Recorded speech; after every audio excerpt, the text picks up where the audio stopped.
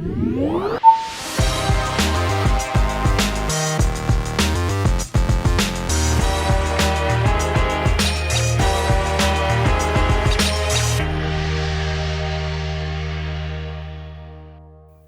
up, everyone? Welcome to episode 42 of Preloaded. My name is Josh Finderup, and as always, I am joined by the other half of Preloaded, Jackson Vanover. Jackson, how you doing this morning?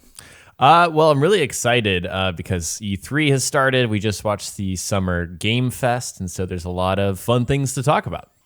Yeah, I just said this morning, and I was like, oh, it's actually the afternoon, but yeah, we did just wrap up the Summer Game Fest kickoff live event, so that is actually going to be our deep dive topic of the week this week. It's such a big thing. You know, it's kind of the unofficial kickoff to E3, and there was a ton of stuff to talk about there. So we're going to spend the last half of the show just going deep into everything that we saw there. And we also got some Battlefield 6 news. So we're going to talk about that at the top of the show.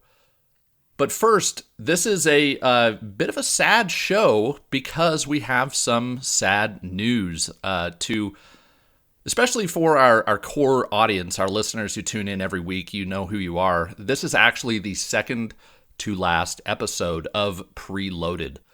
So yeah, definitely a bummer. But you know, Preloaded it's more than just Jackson and I. There's a group of people behind the scenes who post this show to the podcast platforms, and if you've ever heard an ad on Preloaded, they're the people who help us with that. And just because there is a business back end to this whole thing, we had to hit an audience size that made it sustainable, and unfortunately, we just weren't able to hit that.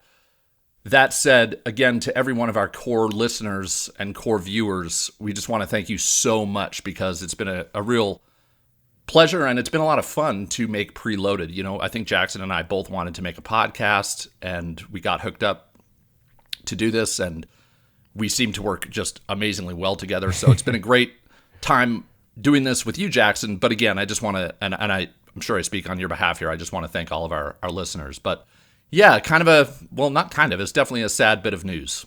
Yeah, it's definitely a bummer. But yeah, I mean, I don't really have much to add other than saying myself, thank you guys so much for supporting us. This has always been something I wanted to do, like Josh said.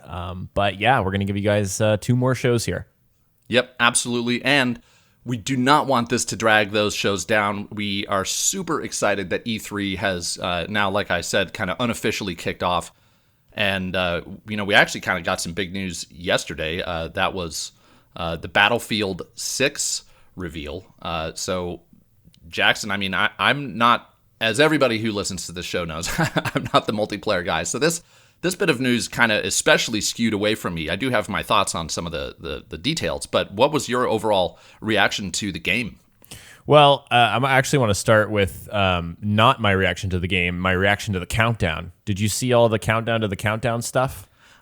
No, I didn't. I just saw the they posted to Twitter, a tweet saying that they're going to reveal this on June 9th, and beyond that, I didn't pay attention. I actually watched the trailer after the fact, after they posted it. So I watched the VOD version. So they did the same thing that Guerrilla did for Horizon and the same thing that Ubisoft did for Far Cry. So they said, we're going to reveal the game at 9 a.m. And then you got there at 9 a.m. And then they started an hour-long countdown. So wow, everyone was kind of like, what is this? Why do you keep doing this? But yeah, man, the trailer, it excited me. It didn't blow me away, and kind of seeing some of the leaks, I didn't have that sort of surprise factor about it.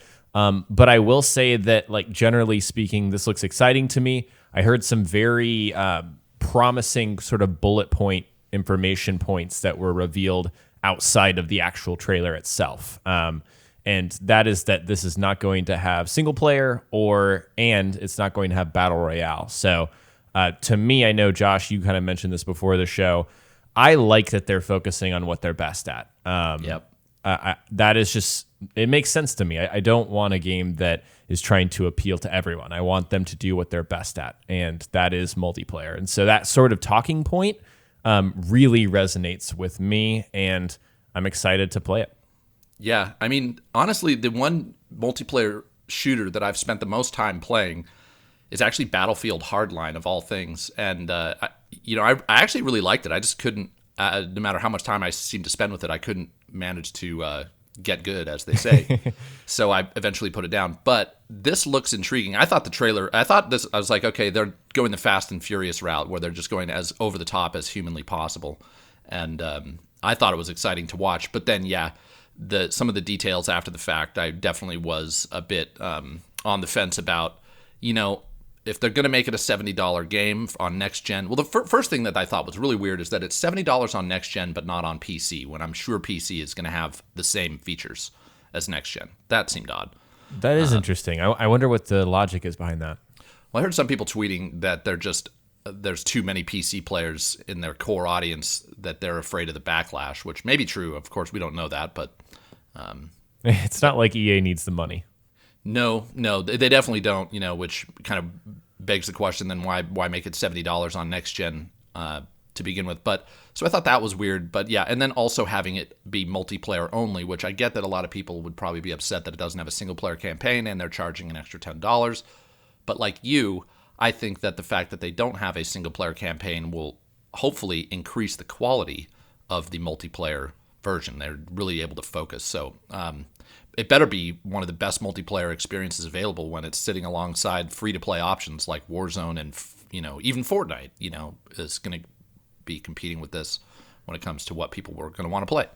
Right, and they're doing a battle pass too, so they're also trying to compete in some ways in that space. But this might be my privilege speaking, but $70 for what I would consider a next-gen experience. I mean, there's more people in each match, so you are getting sort of an upgraded version.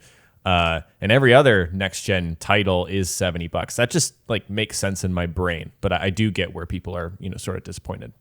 Yeah, I understand the disappointment, but most people that I saw on Twitter were just like, not for me. I didn't really see anybody that was upset per se. I just saw people saying, I'll pass. Which I think a lot of people might, but hopefully it's a great game. Yeah, it definitely was over the top. I saw a comment on the trailer in YouTube that was like, what, that part where the guy drives the ATV into the helicopter. You remember that? And the guy in the comments was like, why is there an ATV on the roof of a skyscraper? And I was like, that pretty much sums up this trailer. It's the end of the world. That's the premise, right? I mean, that crazy stuff happens, right? Yep.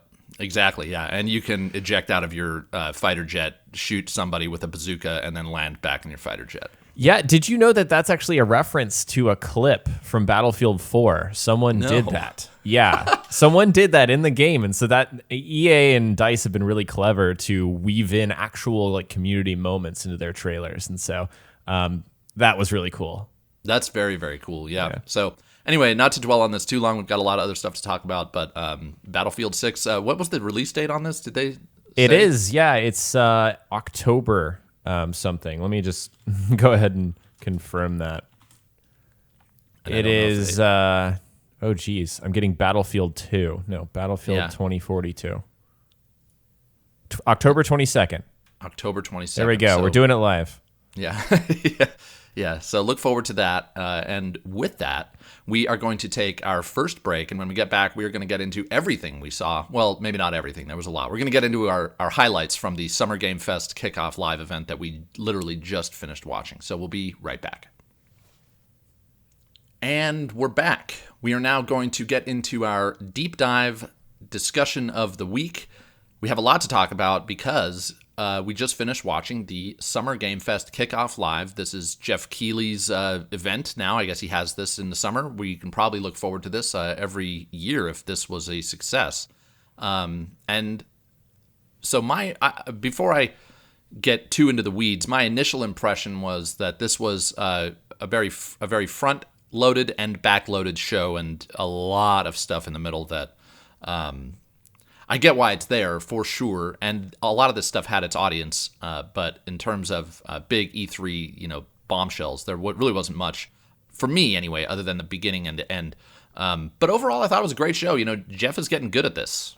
Right. I have the utmost respect for that guy. I mean, he's been doing it forever, and he's, the big reason why I get excited for these shows every year. But I definitely agree with you in terms of how this show felt and ran. there were a lot of times where I was like, okay, I can go to the bathroom. I don't have to watch this. Or, I can check Twitter. I didn't have my eyes glued the whole time. And then they did like the performances and stuff that I don't know. It's just not for me. Yeah. I enjoyed seeing Weezer. I'm a fan of theirs, but, I remember them from literally the 90s, 20 years, maybe even 25 years ago, I was listening to Weezer. So, part of me wonders, are there people watching this that are just like, who's Weezer? Oh, probably. Yeah, but so I enjoyed seeing them. I actually thought the game they showed to that looked kind of cool. I think it comes out later today, or tomorrow. But so just getting into the games that they showed. So they kicked things off with Wonderlands, which this did leak. I saw you tweeted about this, Jackson. Yes. This is the Tiny Tina kind of fantasy spin-off of Borderlands, and it does sound like it's going to be very similar to Borderlands. I don't think they showed any actual gameplay. We don't know if this is going to be like first person or third person, but I imagine it's going to be a first person, looter shooter, or maybe hackers looter. I don't know what they're going to call it, but that was my impression. It looks cool, but it was very cinematic, the trailer, so we don't really know much. Yeah, it's like a concept that I'm generally on board with. Like, cool. Yeah. That's a cool idea. I think they should have shown us like a very small clip of gameplay. I know we have the Gearbox Entertainment show, so maybe they're just giving us the, shot before the chaser. But I don't know.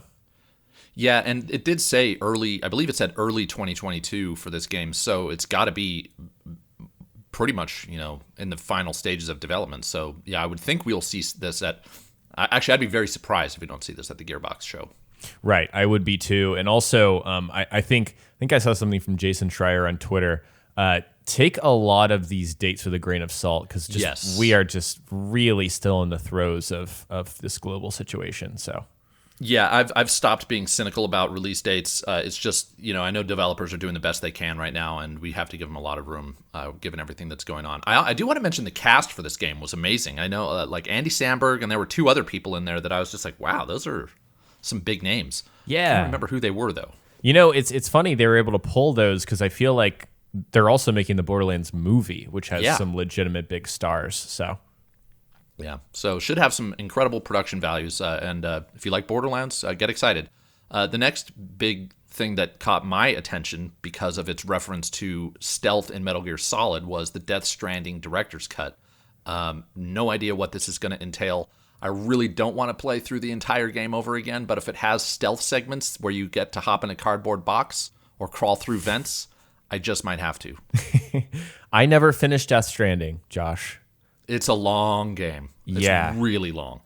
I'm totally cool. I bought it, but never finished it. So I'm cool to return. Actually, am I going to have to buy the director's cut? I didn't actually look at that. If I have to buy it again, I may not play it. But it was very goofy, very Kojima, this entire trailer thing. Yeah, for sure. And it was nice to see Kojima there. He kind of rambled a little bit, but the trailer itself was cool. Again, I was definitely down to see the Metal Gear reference with the cardboard box. That was cool. So, and then I don't know. I may be alone. Well, not alone here, but the next one that caught my attention was Jurassic World Evolution 2. Never played the original. I've even mentioned it on the show that it's always there on my, like, when I see it on sale, I consider buying it, but I know it didn't review all that well. But I love Jurassic Park. It's probably my favorite IP of all time. So I pray that this game is good. That's pretty much all I have to say about it.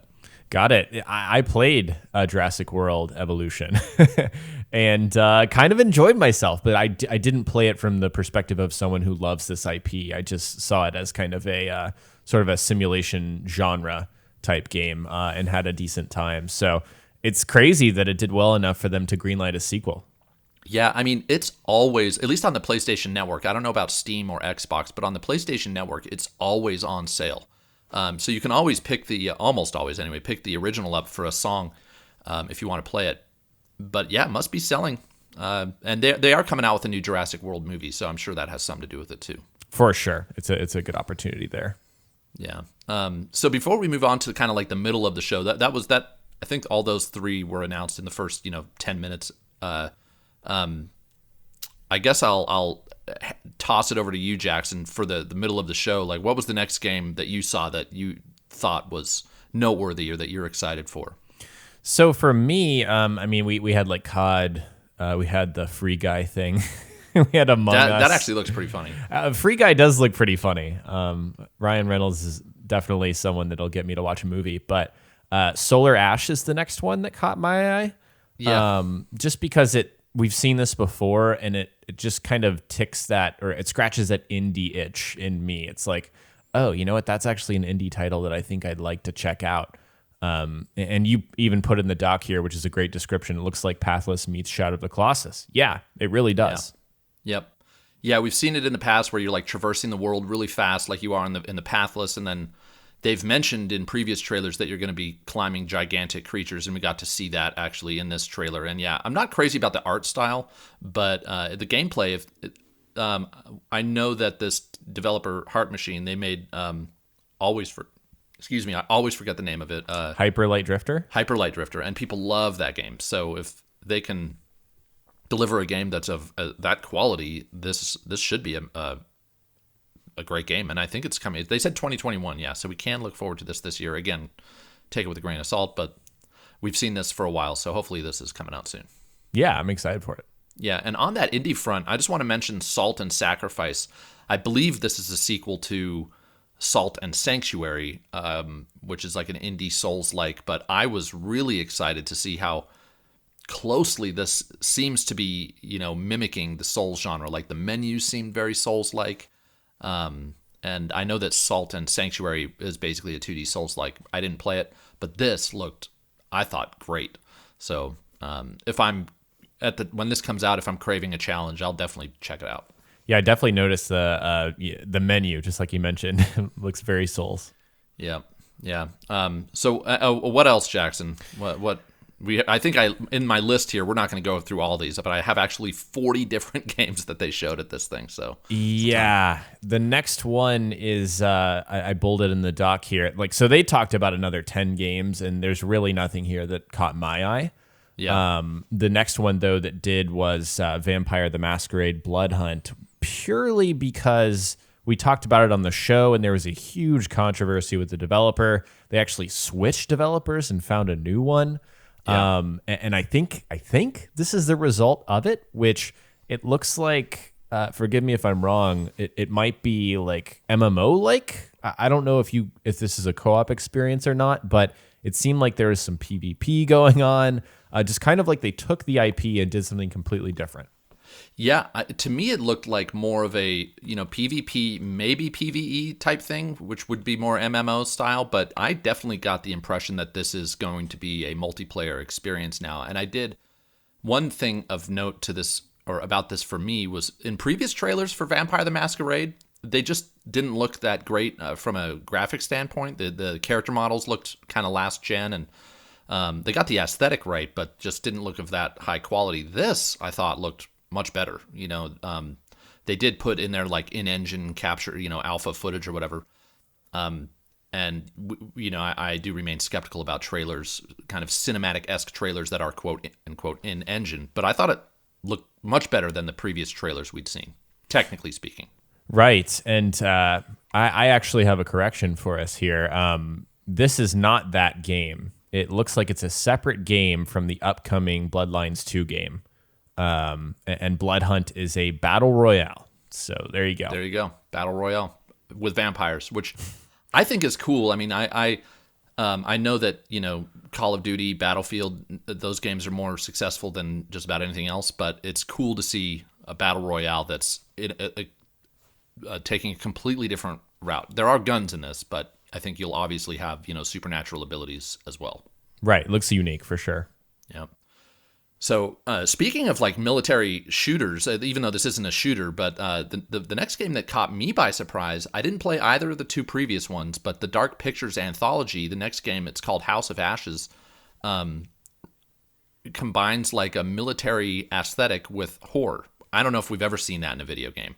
You have these like soldiers who are investigating some location and they fall underground and they get stalked and hunted by some supernatural force or being. And I thought actually looked pretty interesting. You know what it reminded me of, Josh, is Fear, which I think is the only other franchise that does do the supernatural shooter thing. Yeah. And we haven't seen those games in a while. But like I was watching this and I was thinking I was a bit interested, but then I remembered my experience with the first Dark Pictures game, and I think I was just a little disappointed. Maybe I didn't know what to expect, but it's the people who make Until Dawn, right? I think that's why people were disappointed. Yeah. Until Dawn was such a banger, and then I don't think any of the Dark Pictures anthology games have lived up to that. Right. I hope this is an upgrade, though. Yeah. Yep. And then the next game that I am looking forward to, and now I'm not a huge JRPG guy. I did like Final Fantasy VII Remake, but I think Tales of Arise looks great. I'm tempted to try out one of the older games. I've heard Tales of Berseria is good. Tales of Vesperia is good. But this is the first game where they're upgrading to like the Unreal 4 engine, so it'll be in full 3D, and it's an action RPG if I have my games right. And I just think it looks interesting. I may check this out in September if there's nothing else out at the time, which I don't know if our September is all that crowded yet. So this will be something I'll keep my eye on. It's something that caught my eye. I still have that buffer of not being able to connect with a JRPG, like stylistically and story wise. So this one, I don't know if I'll be checking it out, but it did look like something that I think like there's absolutely a crowd out there for, and they will enjoy it. Oh yeah. This series has a huge audience. That's why they keep making them. They've made I think at least like a dozen of them. So wow. Yeah. Next is, interrupt me, Jackson, if there's anything in between Tales of Arise and this next announcement. But the next one that I thought we didn't get to see anything, but was a huge announcement, was Deviation Games. Not just because it's former Call of Duty and Treyarch developers, but because this is, if I read things correctly, this is a PlayStation first-party studio. Yes, this actually is big, and I think it was a little deceiving when they came out and announced it, because we're kind of like, okay, who are these guys? It felt like one of those token show points where, not that I'm not saying like Jeff, wanted to do something just for whatever, but it was like, okay, we're announcing a new studio, whatever. But then they said PlayStation, and I feel like that's when my ears perked up. Yes, but I kind of temper my expectations because they didn't really say what they were making. And so I don't know, like, what if they're going to make another, what was that, PlayStation Battle All-Stars thing, like the driving game? Like, I just worry that that's what we're going to get. I know that's probably unfair because we don't know what they're making, but I don't know. This was mixed for me. I had very similar reactions. At first, I was like, okay, ex-Call of Duty guys are making a new studio. That's newsworthy for sure. And then when it was announced that it was a PlayStation first-party studio, that definitely got my attention. That means that PlayStation, we all know the level of quality. I mean, what is it called? All-Stars, Destruction All-Stars? Yes, that's it. That game notwithstanding, they have put out just, incredible game after incredible game after incredible game. And so if they see something worth investing in, there's probably something there. But my reaction was, I can see a world where this is like a multiplayer focused experience. Hopefully it's a great one, but if it is, this probably won't be the big first-party PlayStation game that I get super excited about. Right. I'm kind of at a wait and see. Yep. Yeah, but big news nonetheless. And speaking of, big multiplayer games, we also got to see Back 4 Blood. I don't know if this is... The reason I put this in here or highlighted it is because it's... they said the beta begins August 5th. I don't know if that was news we had prior or not. I'm not sure either. I couldn't tell you, but... I'm going to be checking this out when it comes out. Yeah, Left 4 Dead is just something that I enjoy. Yeah, I hope it has, if it has decent progression, which I imagine it will, that, makes me feel rewarded, I might check this out. I think I mentioned to you on Twitter the other day, I'm considering upgrading my PC, and if I do, this would be a good game to give it a, spin its wheels. Right. So before we get to the big finale here, was there anything else you wanted to mention in the kind of the body of the show? Gosh, there's a lot. Yeah, One more thing between that note and what we're about to talk about. Tribes of Midgard, just a funny note. I don't know if I'll play this game or if I'm interested really, but the amount of times I heard Ragnarok and Valhalla as someone who covers Assassin's Creed Valhalla just made my ears perk up multiple times. Like I was kind of looking down on my phone. I was like, oh my gosh. Like, are you talking about something that's actually interesting to me? And it was just Tribes of Midgard, not to, rain on that game's parade. But yeah, that's all I have to share. Yeah, I covered this game in a previous video where I don't think this is strictly a PlayStation 4 or 5 exclusive, or I guess it would be PlayStation in general, but I do think it might be a timed exclusive. I'm not sure about that. Anyway, I covered it in a video on my channel, and I think it looks good. It's like a survival game where, it's a survival roguelite is what it sounds like. And I will say the woman's voice in this sounds a lot like Eivor. She does. Yeah. So, I think the only other thing I did want to mention here that I just can't wait to finally play it, I don't think they had an actual release date, but hopefully it's soon, is Tunic, the little indie game for Xbox that looks like a Zelda where you play a fox. I think that game looks awesome. Yeah, it does look cool. And I also appreciated that Jeff, every time there's a Canadian mentioned, he goes out of his way to say fellow Canadian, which I love. I love that too. Yeah, good for him. Yeah. So, all right. So now we get to the big finale of the show, and I thought Jeff was going to either cry or crap his pants. I wasn't quite sure which one when he finally got to reveal this, but Elden Ring finally got its proper reveal. I don't want to steal the thunder here, Jackson. What were your reactions when this got shown? I can't call myself the biggest Soulsborne fan on the planet, not even close, but I really, really enjoy playing these games, even though I haven't played Demon's Souls yet. I haven't beaten it. So good. Yeah. This is insane. I just think this is one of those, like, not smaller, but like everyone's been clamoring for this ever since they showed it off 2 years ago. And then we had that leak, and then seeing Jeff, like you said, absolutely lose his mind. Like it tapped into the gamer in me. I was just very, very into it. But what we saw looked really good. Yes, it does. It's very obviously from FromSoft, which is good. I didn't think they needed to reinvent the wheel in a lot of ways, but this is kind of reinventing the wheel. I mean, open world, that's not something we, completely open world, I should say, is not something we've had yet from them.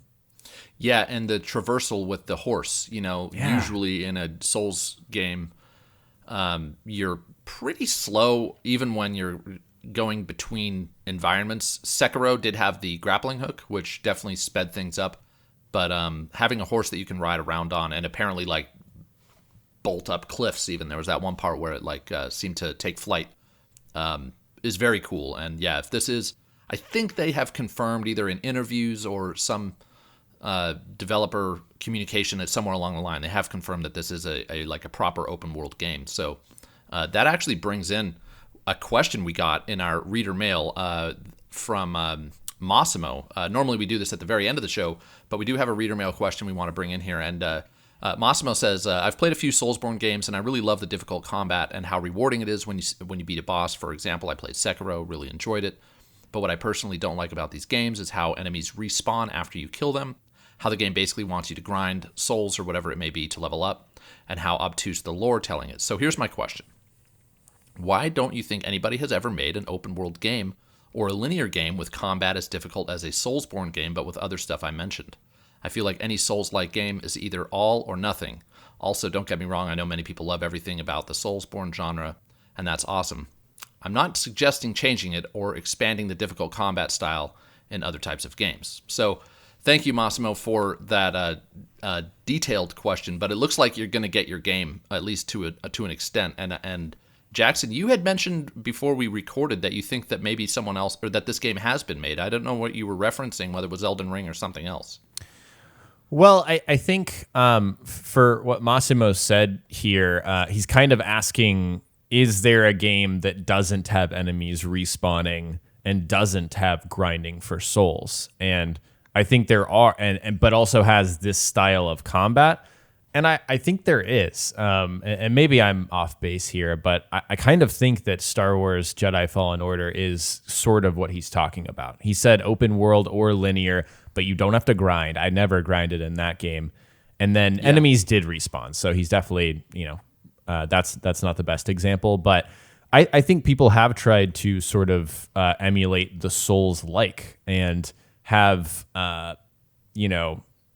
played around with some of those core elements over the years. Just none of them have been as successful. I think Star Wars Jedi Fallen Order is the only one that has been.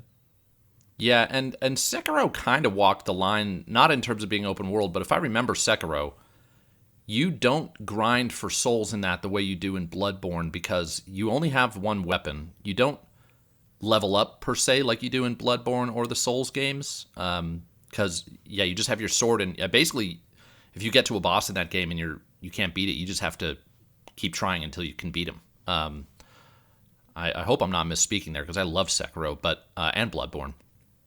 But yeah, I agree. I was never grinding in Jedi Fallen Order. That definitely cranked the difficulty down. It does have difficulty settings, so you can play it on the toughest difficulty, and I love that game. And I think, I explored the world to the fullest and got all the upgrades, so I found it to be maybe less challenging than others because I spent so much time upgrading my character. Anyways. Right. I think it has been done to his point. Yeah, but I imagine Elden Ring, it is going to be open world like we said, but I imagine that the difficulty will be ridiculously challenging, and I imagine that enemies will respawn via bonfires or something. I'd be surprised if they left that mechanic out, but we'll see. Yeah, I think that is just like a core mechanic of FromSoft games. I think it'd be a little silly for them to abandon that. Yep, agreed.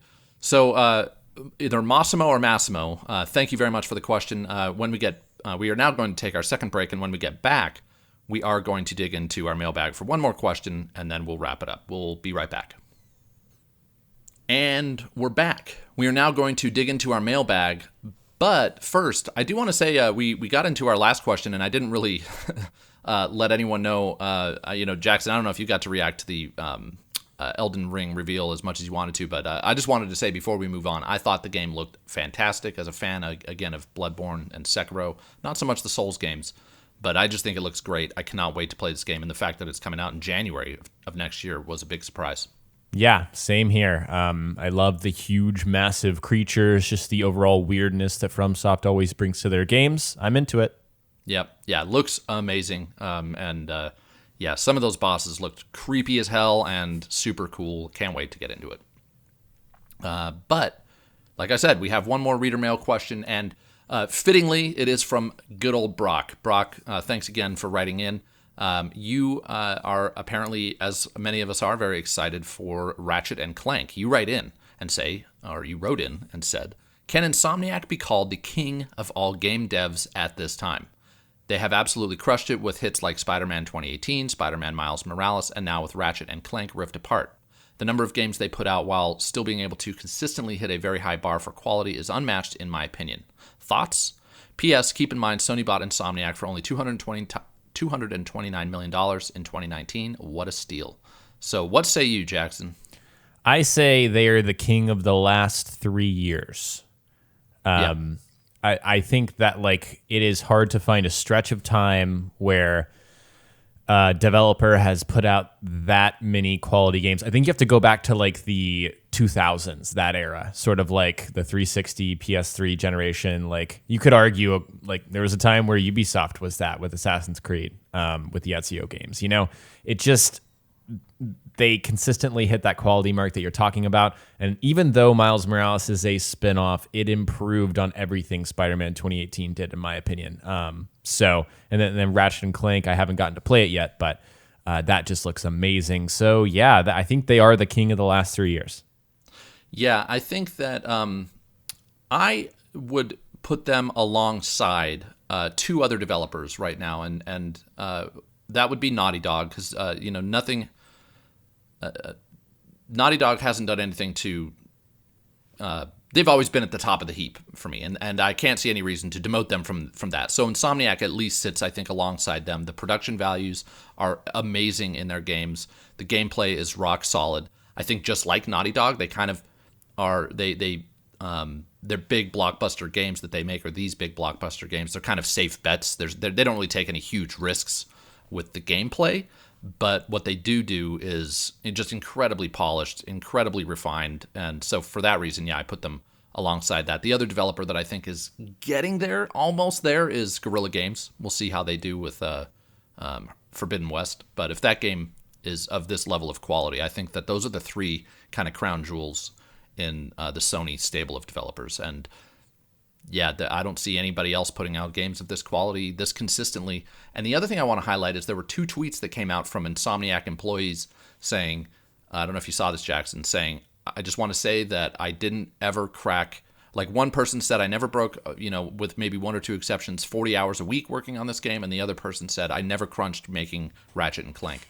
So I want to give a shout out to Insomniac for that. That's great. Yeah, they deserve it. And one small anecdote, I had the pleasure of visiting Insomniac in 2016, and what I didn't know, is that they were currently developing Spider-Man 2018 at the time. They had security guarding their workstations. We were funneled. I saw a couple of VR games. Why was I there? I can't remember specifically. There was one game, but it was VR related, and they have such a rock solid corporate culture there. And I know that they put on a show when they have people like me there and press, but they are awesome. It's one of those situations where what you see is legitimately the reality. They're not, hiding behind crunch or anything else. They don't have skeletons in the closet, it feels like. So yeah, I love them. Yeah, very cool. And I hope that, I hope this doesn't sound too negative, but when those tweets came out, I was like, I hope somebody from Naughty Dog is paying attention to this. Yeah, you don't have to do that to make a great game. Exactly. So anyways, thanks, Brock, for the question as always. And that is going to do it for this week. Next week, we will have our final episode, and it will be, I'm imagining, very focused around everything we see at E3 this week. So we will have a ton to talk about. Before we sign off, Jackson, anything that you want to plug on your channel? I've been making a ton of videos lately, so just look out for more Assassin's Creed, Far Cry, and any other coverage of games that look interesting to me. Nice. And I am actually going to be a little quiet. I do actually currently have a new video about Far Cry, 9 details we know about stealth in Far Cry. So if that interests you, head over to my channel, check that out. But I'm kind of waiting to see what we see at E3 before I really decide what my next piece of content is going to be. So it may be a little quiet, funny enough, during the busiest time of the year, but I'll figure out something fun to create for you guys soon. Anyways, that is going to do it for us this week. We will see you next week again for our final episode. Can't wait. We will see you then. Bye, guys.